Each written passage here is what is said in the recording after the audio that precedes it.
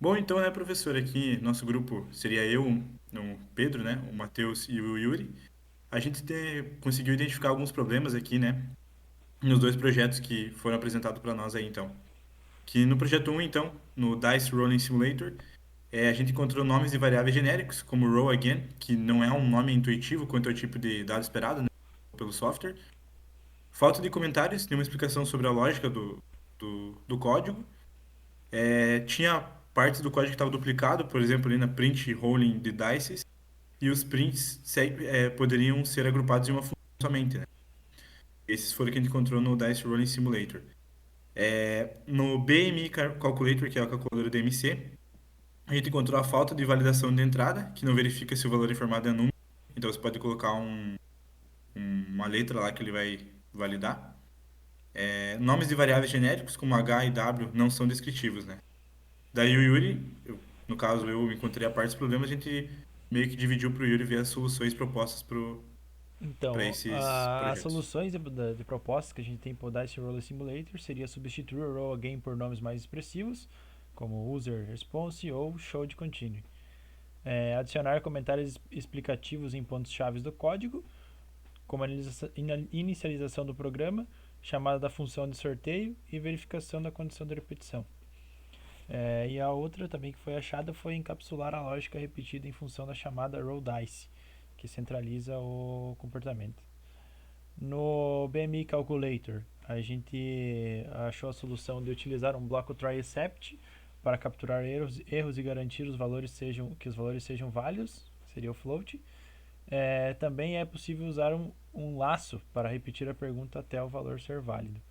E também aqui substituir o H e o W por eight e wait. Eu fiquei com a parte da refatoração, então parte aqui é a parte de modularização com função a gente escolheu, que é do primeiro projeto ali. Então foi aplicado algumas refatorações. A principal é a modularização. A lógica de lançar os dados foi movida para dentro de uma função roll dice. A parte de entrada do usuário também foi refatorada. Foi adicionado uma normalização com o striper ali, o lower, para prevenir erros de digitação.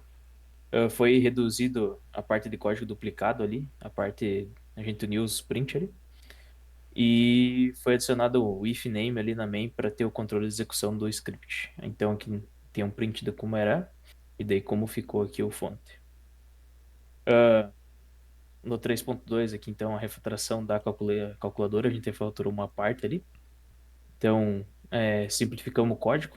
O código original ali ele era extenso, tinha várias funções auxiliares, a gente removeu bastante complexidade dessas.